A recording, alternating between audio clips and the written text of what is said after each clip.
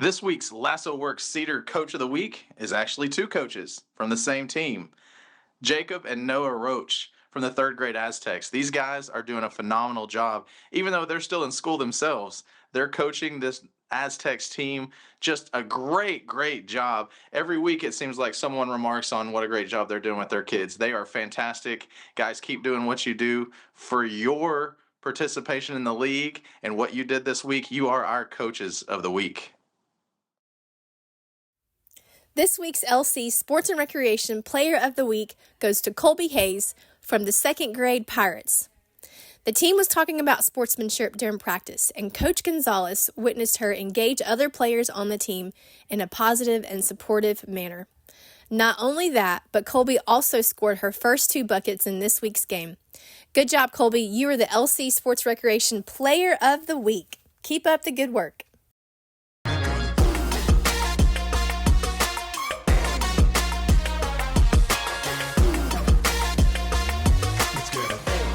All right, welcome to week 4 of our podcast, rolling along. Last week, you guys got to hear from the Dunns. I love the Dunns. They are so good, right? Yep. I really enjoyed visiting with them. They're just good people. Yeah, and I think so fun. That's a lot of what we're trying to do is just get, like we've said a million times, we don't know all the answers, and having other people that they were really, what really struck me about them is the humility that they have. Exactly. And we didn't really get into it, but how many state championships has the wrestling team won at Martin? Like, it's crazy. I mean, I'll tell you more than a couple, for sure. Yeah. And Pat Dunn didn't mention that, but no. he's a state champion, a multiple state champion. Yeah. So we really enjoyed them being here. And so this week we're moving on. We're going to talk about a topic that, man, this one really kind of hits home. It's about sacrifice, and what kind of sacrifices we're making. And we hear the term sacrifice in sports all the time, right? If you're watching an NFL game on Sunday, you're going to hear the word sacrifice. Somebody sacrifices their body. You sacrifice for training. You give up stuff. You have to eat differently and train. And so there's a lot of aspect of it. Yeah, right. And so the word sacrifice is synonymous with sports. But where we don't often think about sacrifice is what kind of sacrifices are we making at home? Yeah. Right. And so this week we want to really dive into that. And there's going to be some ouch moments when we talk about it this week because we don't emphasize it enough. So I'll start. But it's all, it's there. Like if you play youth sports, if you play even at the competitive level, club, it's there. The sacrifice that sports has, it's there and it's evident. Mm-hmm. Right. So how do you do it? Like what kind of sacrifices do you make at home? Because you're very successful in what it is that you do. You make an impact on families' lives all the time, but are there sacrifices you have to make at home for that? Yeah. Rhonda Dunn mentioned a term this last episode. She mentioned the term a tradition of success. And she also mentioned how, to keep up with that tradition of success, there's a lot that goes into that. I don't know that if she mentioned, if there's pressure or not, but there is. Anytime you have a tradition of success, you're expected to hit that, a little bit more each season, go higher and beat goals and, all those things. Luckily I have a 4.5-year-old, so I don't know that I'm there as far as youth sports, but just in the entity of the LC Sports and Rec, I would say, I've been there for 16 years. I started when I was just 6 years old, So yeah, the way that sacrifice looks for me, is that it honestly, it cuts into family time. Yeah. I try, I want things to be good. Yeah. There's just no other way around it. I want it to be good. I want to impact families in a positive way. And I'm serious about the goal of sports. Like I want every single kid to have a positive sports experience. And on my part, it takes a tremendous amount of planning. It takes a tremendous amount of communication, as well as, the excellence in execution. And, I'll be honest, these past, 2 or 3 or 4 weeks, like the to-do list never ends. Yeah. It never ends. Correct.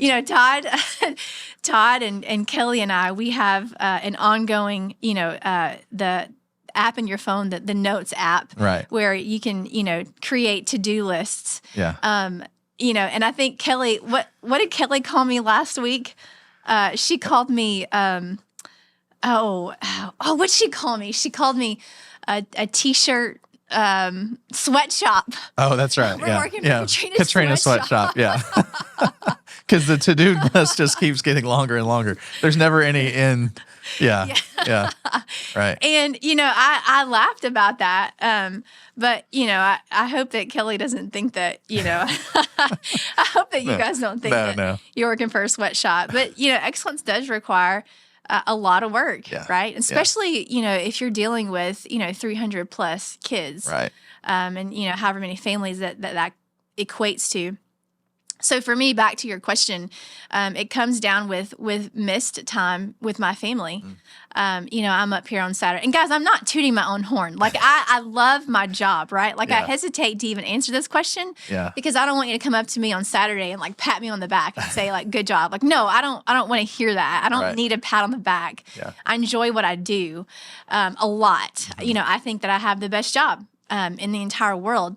But it does come at the expense of some family time, right? So like, for instance, on Saturday, I'm there for a long amount of time. But the best part of my day was when Dean came up and he reffed a game with me. And then Taya was there too. Yeah. I think we took a picture, I think I showed it to you, where Dean and I were in our ref jerseys or shirts or whatever, and Taya comes up and kind of puts her arms right around us, and to me that was the day maker right there. That was the day maker. So there's an element of perfectionism that I have to keep in check, knowing that I'm not perfect, nor is this basketball league perfect by any means. Right. But I do strive for excellence. Yeah, and I'm the same way. My wife came up on Saturday because you're right. Our game days are 12, 13-hour days. And my wife comes up to Oak Ridge where we're playing games. And she's like, hey, I brought you a peanut butter sandwich and an apple, and I'm like, because she's like, this may be the only time I get to see you this weekend. And she's right.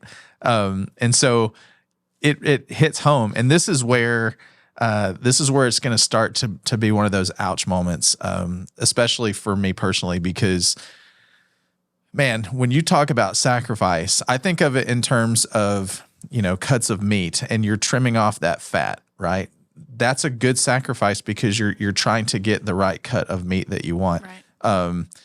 But sacrifice can go the opposite direction, where you're sacrificing, where you're keeping the fat, and you have to identify what's my priority. Yeah. With family, that is so crucial. And I'll tell a quick story.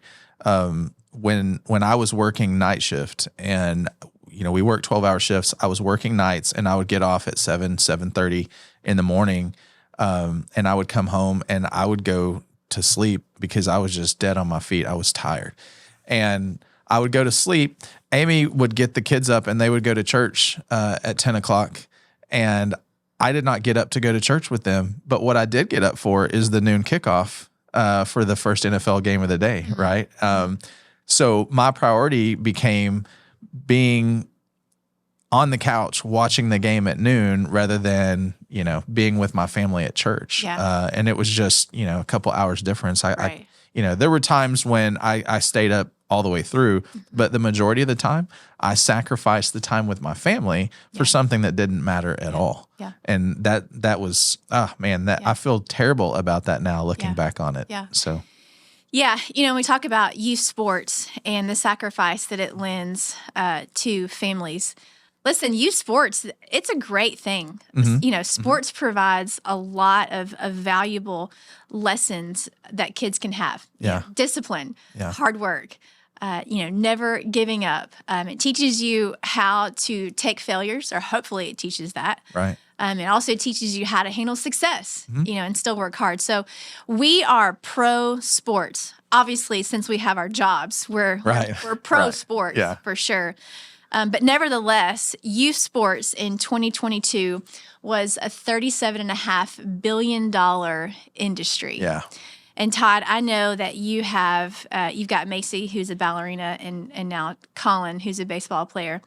That sacrifice that sports can have on the family is significant. Yeah. So, talk a little bit about your experience in how, whether it's baseball or whether it's, Macy as a ballerina. Talk about that sacrifice that you may or may not had, and then how it transpired with your family. Yeah. You guys want to get real? We're about to get real because we're about to talk about dollars and time and things that you don't get back, right? So as we've mentioned before, I have 5 kids. They have different interests. Macy showed an interest early in ballet, and it's one of those rare times where interest and aptitude kind of married up. And as she continued to go on, we saw that she was really good, and she started to get recognized for her abilities. And then that slowly kind of chipped away at what our priorities were. Yeah. And by this time, how old was she? So we're talking. When you realized that she had an aptitude, that she was really good at this. How old was she? I would say probably 10 or so. Yeah. 10, 11 maybe. Young. Yeah, pretty young. And, it just chipped away at what our family said were priorities. Now, she was number 2. It's on the pecking order of kids. So we were still pretty young parents at the time. And, we prioritized church and we prioritized family time. And then before you know it, when she had that aptitude that started getting discovered, she needed to be at, certain locations on Sundays. Right. And so that's where it started, and it started chipping away at it. And then, she's dancing all over the place. She's going to competitions, and then she's dancing in different parts of the country. And before you know it, she's spending summers away, at age 11, 12, for 2 weeks at a time. And then eventually she turns 16 and she moves out to Philadelphia. Wow. Yeah. And so all along the way, I feel like as a dad, we did a pretty good job of reminding our kids of what's important, but we did a terrible job at saying, you know what? You don't have to be at that competition on Sunday. You don't have to win an award at this competition. You don't have to do these things. We need to prioritize our family. And then, having boys that grew up in sports, and don't think that like we've got it figured out now, because Colin is a sophomore in high school and he's playing on teams that play tournaments on Sundays. And, Cy is now playing on teams that have tournaments on Sundays. And at some point you have to get to a place where you say, okay, how much is enough? How much money are we willing to spend on our kids? How much, not on our kids, but to play sports? And at a time when maybe this is not what we are prioritizing. If you're a family of faith and you have church on Sundays, are we going to allow our kids to basically miss church for an entire spring, for an entire fall? Yeah, and listen, there are tons of families right now that are feeling this, and I think it's very, it's here now, and I think that you in humility acknowledge that like you're in it, like you're in the same space that we're talking about right now with Colin and Cy. You mentioned that, you would tell them you don't have to go to this competition or this baseball tournament. Yet in reality, we know that, let's talk about commitment and loyalty, right? Because those are two things that sports lends itself, right? Right. And so, when you sign up for a team and you pay the money and you're responsible to a coach and teammates, right? Like 2 weeks ago, we talked about winning it with teamwork, right? There's a team. Right. And I'm sure that you've got coaches also that are saying, hey, we need you here for, X, Y, and Z reasons, whether you're, whether you're pitching that game or whether, there will be scouts, at some kind of contest. So how do you get your kid to realize no, we don't really need to be there. Yes, we've made a commitment. Like that's Right. such a tension in my mind. Yeah. Because we want to teach kids to keep your commitments and stay loyal, but yet at the same time, at what expense are we doing that? Yeah. Yeah. And I think people respect when you're true to yourself, right? And people understand that, and it doesn't have to be church. For us, church is a priority, right? But it could be a family vacation that is planned, and you're planning your family vacations around baseball or volleyball or whatever it is. I think people genuinely respect those of I say us, it's not even really us, but they respect people who are willing to take a stand and say, this is what is important to us. And more importantly, I think your kids respect that. They may not in the moment. Right. You know, Because they want to play. They want to play. They feel the pressure. Absolutely. Yeah, they want to play because they love the sport. Right. Yeah. They're passionate about it. But what you have to get them to understand is if you miss one tournament because you have a family vacation planned, or because, there's something going on like a camp or something at church that is important to you. If that's your priority, you have to be willing to stand on that principle. I have seen so many times kids that will miss because of something like that, a vacation or, going to church. I've seen kids skip entire seasons because they don't want to miss church for that amount of time. Then they come back and they play the next season and they don't skip a beat. Yeah. If they have an aptitude for it and a talent, Very true. That's going to be rewarded. Yeah. Right. And now there are coaches out there that will give you the guilt trip. You need to do this. You need to be here. You need to get better. Yeah. And it comes from a good place. It does. I mean, it does. From a coach, they want them to play. They want them to provide, that continual development of their skill. But at the same time, like, would I ask Taya, hey, Taya, what do you want for dinner tonight? Do you want ice cream? No. Right. But it's the same thing, Yeah. right? Like, Yeah. I have to step up and provide what's best for my kid. Yeah. Yes, she likes ice cream and she would eat ice cream for every meal and every snack. But is that the right thing? No. At what point do you allow Taya to have a voice? I don't know, maybe you and Dean have had those conversations. But at what point do you allow them to have input into what you're planning to do? Yeah, I think that, I can have an answer right now, right? Mm-hmm. And it may change, in 2 or 3 or 4 years, Yeah. right? Yeah. As of right now, I see a really big benefit in kids playing multiple sports. Playing soccer, and developing that footwork, which is honestly currently what we're doing, Yeah. Right. And then, going, to play basketball or to play, baseball or softball and working on that hand-eye coordination, and then volleyball. I think that there's just a lot of things that those sports lend itself to the overall, well-being, of if she is going to be an athlete, right? So listen, to some extent, like I do drink the Kool-Aid. Yeah. Like, Yeah. I am. It's easy to do. Yeah. I'm a competitor. I love sports specifically. I love basketball and I love softball and volleyball. And so, I think the way that Taya is built, listen, I'm just being honest, call me a bad parent, right? But here it is. Maybe she'll play basketball or maybe she'll play volleyball. Mm-hmm. But back to your question, at what point do I allow her to have input? I think it'll just be based on, her heart and her desire, right? Yeah. If she wants to, pigeonhole down a path of either, whatever sport she loves. I think that I hear her and her desires, but then ultimately I think it's my responsibility to make the best decision for her moving forward. Yeah. I know that we have a lot of families that are really good at, just saying to your kid, hey, you get one sport, one season of sports, right? Like we're not doing 2 seasons at all. Yeah.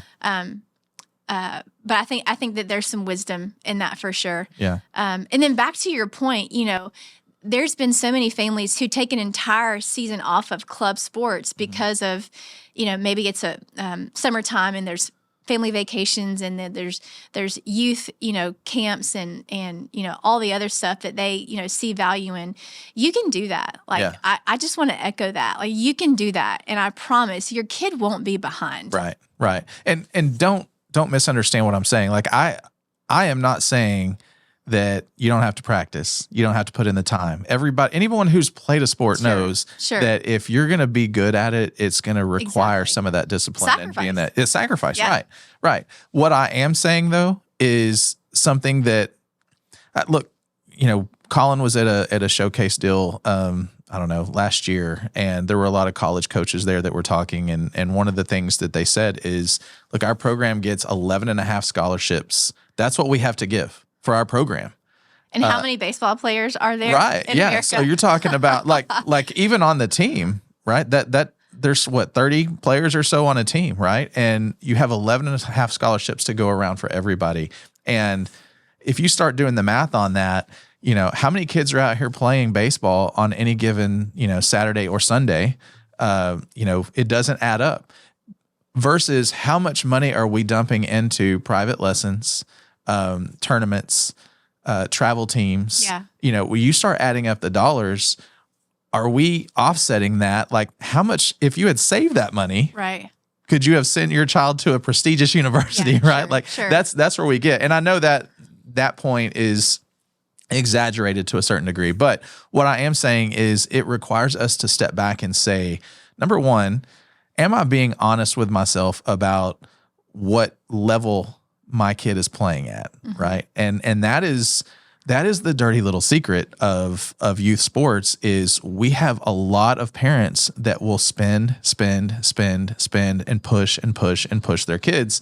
And the kids either don't want to or don't have the aptitude for it.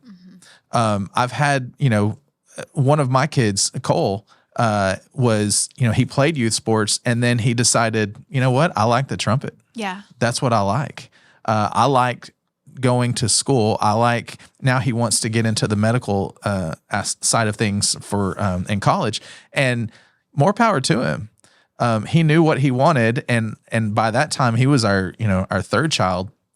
And so I realized I probably should let him be what he wants to be rather than what I want him to be. How hard was that decision? Oh my gosh.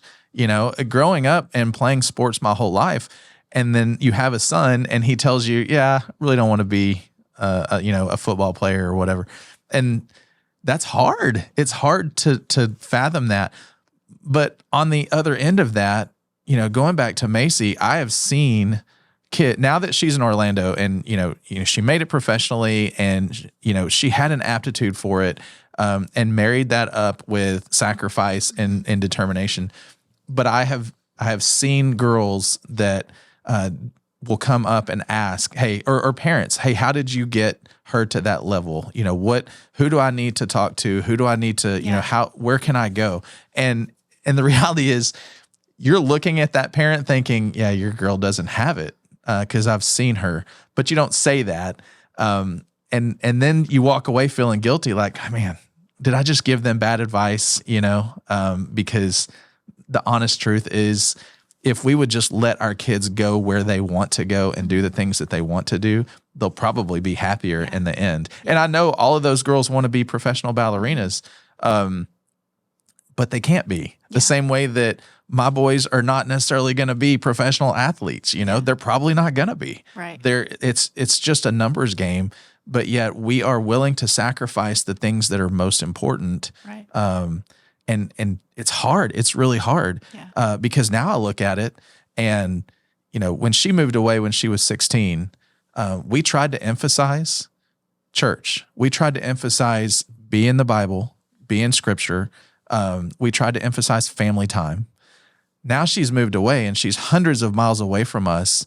And I have really no control over whether or not she's getting up and reading her Bible at age 16.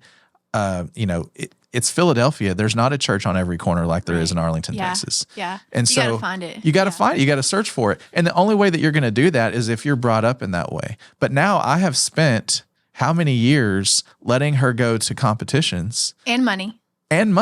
Yeah. And time and energy and showing her that it's okay to miss church to go to these competitions and win. Yeah. It's okay to sacrifice youth camp with your friends to go to, New York and dance for a couple of weeks. Yeah. And so looking back on it, there are things that I would have done differently. Because if she had not gone to New York for those 2 weeks, she would have been in the same place that she's in now. You think so? Yeah, absolutely. Absolutely. Because it's about, she can still come back after youth camp and get right back into it and be really good at what she does because she has the ability to do it. Yeah. And there are kids that are good enough at volleyball or baseball that if they miss, it's okay. Yeah. Missing a week is not going to kill them. Right. They're going to come right back into it. And if they have the talent and the ability, they're going to be just fine. Right. They're not, I'm not advocating that if they're really good at sports, that you walk away for, 8 months at a time because no, it's a perishing skill. Right. But the reality is if they have the aptitude for it, they're going to be okay. You're going to be okay letting them come to church on a Sunday. Right. Right. The part that is hard is the part that you brought up where are you hurting your team because you're not showing up? And there is a level there of trying to make sure that you're fair to your teammates and being there and to your coaches. Yeah. But I think it's a bigger issue that as a society, we've gotten to the point where nothing is sacred anymore, it seems like. Yeah. Does that make sense? Yeah. So my question would be, how much is too much? How do you know when it's too much? As a family, and I have kids playing, like you mentioned earlier, we only have one sport at a time, right? Yeah. Because like when I was growing up, you played baseball during baseball season, football during football season, basketball. Yeah. But it's not like that anymore. And now we have all these specialty things. But how much is too much for a kid to take on? Yeah. Well, I think there's a lot of factors in that. I think that, you look at, you talk about, their skill level, their aptitude, right? I think age is also a factor. So I don't really know that there's this equation, if you will, that says, if, X plus Y equals Z and it's too much or anything like that. I had a conversation with a family a couple of weeks ago, and this was a family that their kid was in the first or second grade. So what's that, like 7 or 8 years old, I think. And like many of our families, they are, they're majority baseball families. And he was telling me how his 7-year-old was actually getting scouted for a club baseball team, a 7-year-old club baseball team. Right. A 7-year-old club baseball team. Let that sink in for a second. Yeah. Yeah. And there's different clubs, right? And so the intensity is not always the same as far as clubs go. Right. For sure. Right. Okay. But this particular club made it very clear on the front end that this would be a pretty substantial time commitment. They would have 40 games in the spring, 40 games in the fall, and then they would have the month of July off for optional practices, which in reality, we all know an optional practice is not really an doesn't optional exist. Yeah. practice, right? Right. Like, you've got to be there. Right. And the coach also said, he was very upfront and said, you're really going to have about 1 weekend a month off for your family. Yeah. 7 or 8 years old. Right.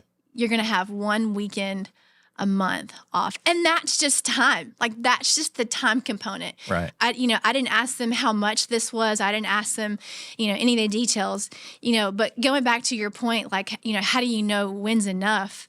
I would hope that, our podcast is winning with the family, right? Like we think that the family unit is one of the most important units, in the world, right?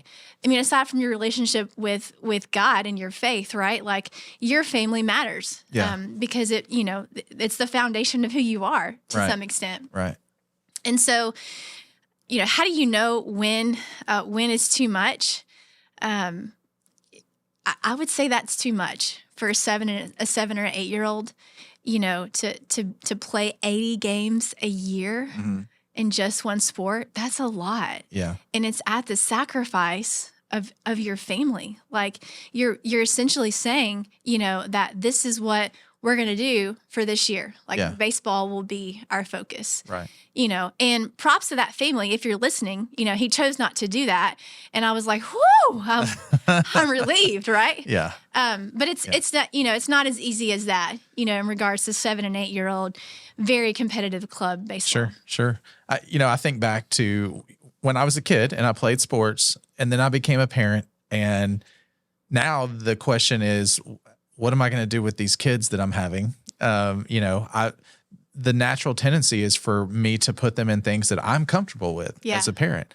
I was not going to choose to put a child in band or choir or things that other children excel at. And then lo and behold, I had a child who was good at band. My wife was she was in band and she enjoyed that tremendously. But as a dad, I'm like, well, what about this baseball or what about this football over here? Yeah. So the tendency is to go back to what we are comfortable with. And before you know it, it kind of becomes an idol, right? Yeah. I never thought in a million years that I would be the one dad in a room full of ballet moms. Yeah. That was not fun for me in any way. But I spent a lot of time doing that. And I think, we can talk about how much is too much, but it's also about the time that you do spend with your children at those things, right? So like, I try to, I guess, probably justify it to myself somewhat, but if we do have a tournament that is, out of town or whatever, we've mentioned before that, hey, let's not talk baseball, right? You played a great game or you didn't play a great game, whatever the case is, but let's talk about life. Let's talk about your schoolwork. Let's talk about something else. Yeah. Because I don't want my kids to turn 20 years old and say the only thing that I had to talk to my dad about was sports. Yeah. I need to know that my dad cares about me. I need to know that my dad can converse with me on subjects that don't have anything to do with something related to a ball. Yeah. Right. And so when my kids started showing aptitudes for other things, it becomes incumbent upon me as a father to say, hey, go do that. Right? Yeah. Yeah, for sure. With my own relationship with my dad, I can tell you the most important thing to him was the North Carolina Tar Heels basketball team. Right. And, my dad passed away last year. But, up until last year when he only called to talk about the Tar Heels and how they did in their basketball game. Or, because he saw, there was a tornado somewhere in Texas. Right. He wanted to make sure that in El Paso. That was okay. Yeah. Yeah. And so, that as sad as it seems, my relationship with my dad revolved around sports. That's what he felt was the most important, and that's what he communicated. Now, is that what was in his heart? Is that all that was in his heart for me? Absolutely not. Right. I mean, I know that now as an adult, but that's all that he had the words, to bring up and to talk about. So I think that it takes a level of maturity for dads to step out and to talk about things that are not sports related, but yet, there's more things in life that matter than sports, right? I mean, let's hope so. Yeah. And there's something to be said for that. Like if that was the bridge that had to be built between you and your dad was over North Carolina. There's a movie, an old movie, City Slickers.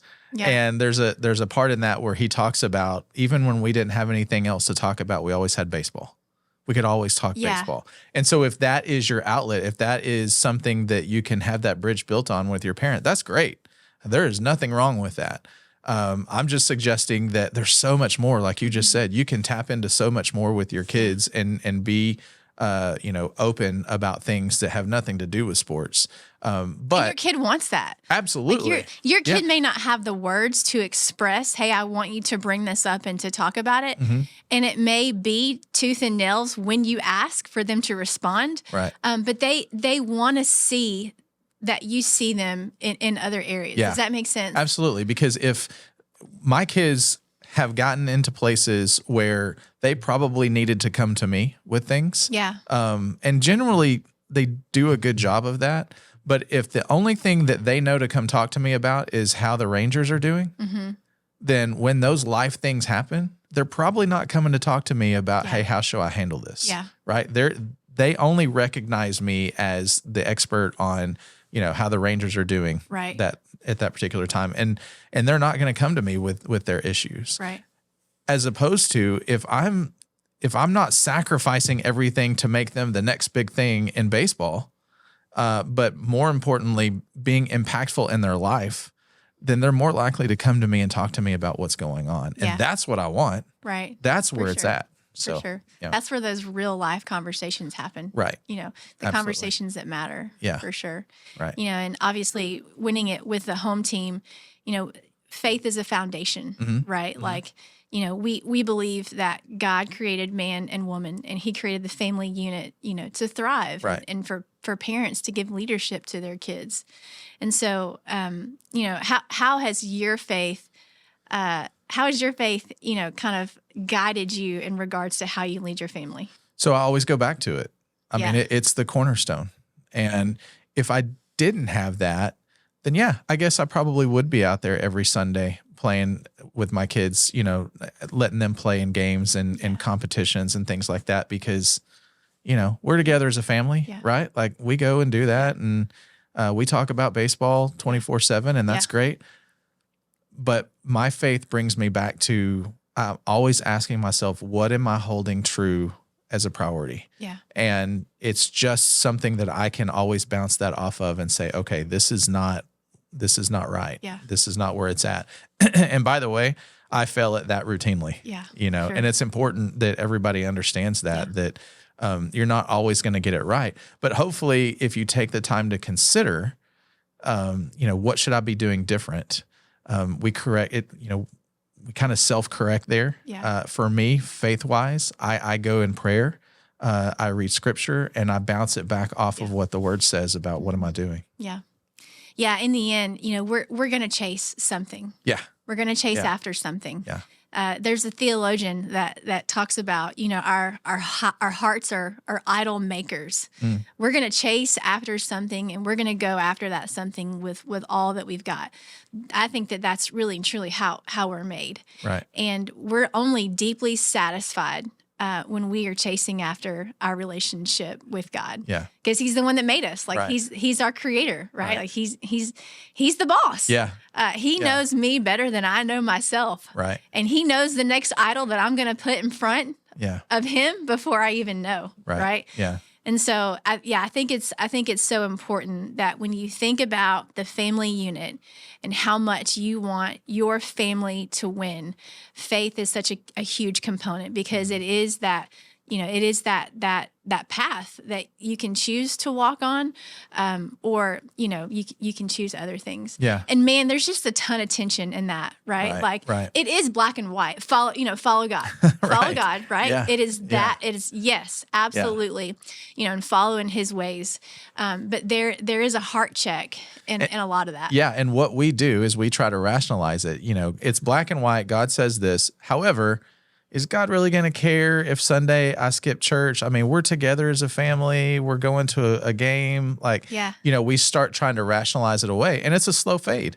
And before you know it, you've missed 3 months worth of church. And the friends that your kids developed at church are no longer really talking to them anymore because they're not there. And it's just a slow fade. And like anything else, I think the key is moderation to some extent. Because I think there are times when, you can spend time with your family, you can spend time with your kids, you can do things that maybe you have rationalized away, but you can't just go all into baseball, or I'm using baseball as an example, but if you go all in with your kid into baseball and then they get to high school and don't make the high school team, now what? Mm-hmm. Now where do you go? Yeah. What group is your kid going to fall into? Where's your identity been in? Yeah. Has it been in that? Right. Right. And if it has, that's a huge hit. Yeah. Yeah. And thankfully those are lessons that are good lessons, that you can pick up. Yeah. A teenager who has just not made, the basketball team, and you can dust him off, which is a good thing, right? Like if a kid is not good in something, it's better to know that early on, so that they can move on Absolutely. into what they're better at, or something that they, better enjoy. There's multiple experiences, with those conversations that I've had with coaches about my children that have, they have said, hey, look, the next level, probably your child needs to be over here, not at the next level. He's probably not ready for that. In the moment, that's like a dagger to the heart, because you're like, what, my kid's not good enough? You're telling me that my kid's not good enough. Right. You're telling me my kid's not good enough? Yeah. I'm sorry, excuse me? What? Exactly. Yeah. And but in reality, if you separate yourself with time and distance and you look back and you go, man, that was such good advice. Yeah. Because my kid was not going to be the next Pele, right? But he is really good at this over here. Yeah. And he probably wouldn't have discovered that if we had kept trying to, make that square peg fit in that round hole. And I've seen it time and time again, not just with my kids. So I think it's important for us to just be honest with ourselves sometimes, because a lot of times our child, they just want to find something that they're happy doing that gives them joy. If you are my 4.5-year-old, this is a knife in the heart type thing. She only wants mom to be happy and proud of her. Yeah. And at 4.5, she's vocalized that. I don't know if I've mentioned this before, but she's looked at me and says, "Mom, are you happy?" Mm-hmm. And I'll say, "Yeah. You know what? My happiness has nothing to do with your performance. Right. I love you so much. Yeah. It's not tied to that at all." And so I think that that's just another thing for parents to watch out for is your kid, playing sports because they love it or because, they want you to be proud of them? Right. And is that the only way? Right. Surely not. Yeah. Yeah. And I'll reemphasize what you started saying, which is that you're listening to two people who are huge sports advocates because of what it is that sports teaches you. And we have the benefit of seeing these young athletes come in here. And it's great. It's great to watch them. It's great to watch them grow up. Some of these kids come in and they play at high school level. Some of them may go on to play in college. Very few, though. But very few. I can very vividly remember in Pee Wee football, my coach telling us 1% of you, maybe one of you on this team will play in college. But my kid's going to be it. Yeah, everybody believes that, right? Everybody thinks that. So I am. There's hope. I mean, good job. Way to hope. Yeah.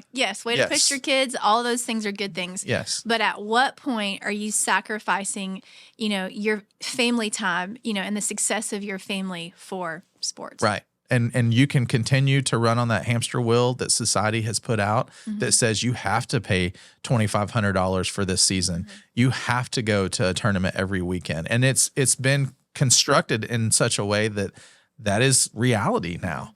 Or you can choose to step off that hamster wheel and say, not my family. Yeah. Not my family. Can I mention one other thing? Yeah.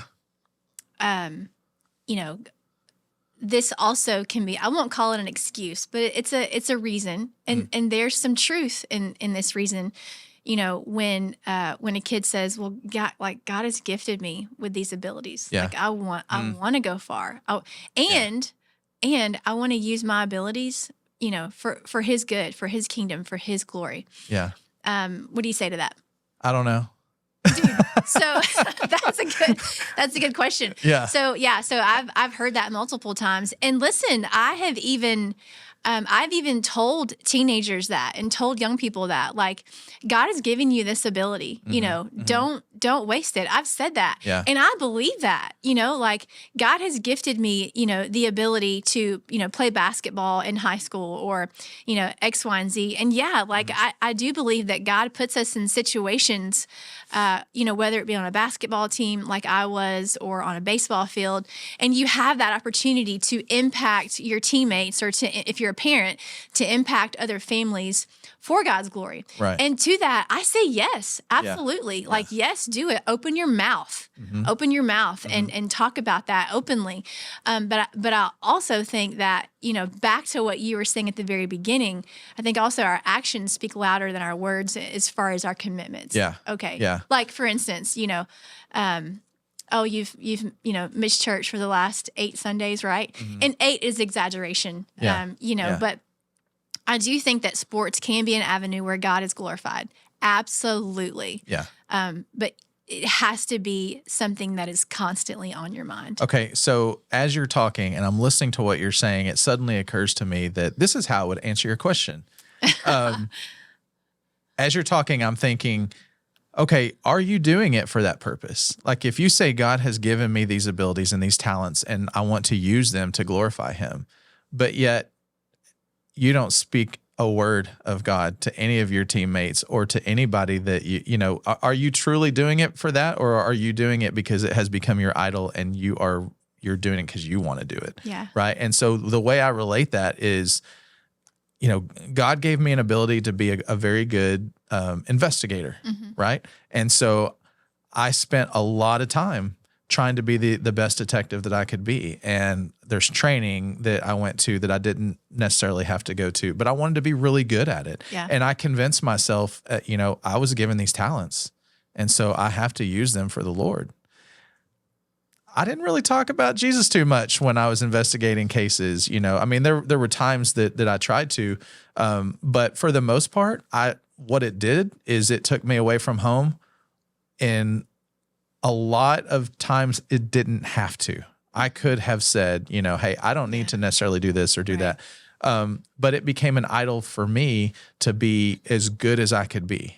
And it very quickly transitioned from, hey, God gave me these abilities to, hey, God gave me these abilities. Yeah. And it's about me. Yeah. And now I'm, And I'll thank him when the reporter comes up to me and says, hey, congratulations on your win. Yeah. What do you attribute that to? Right.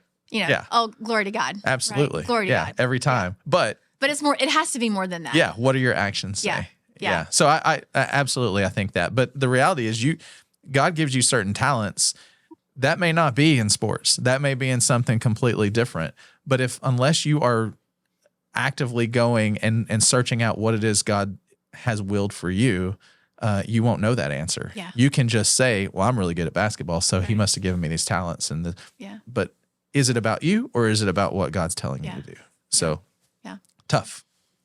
This is tough. Yeah. And there's a lot of ouch points. And, as we end it, I just want to reiterate that we don't have all the answers. No.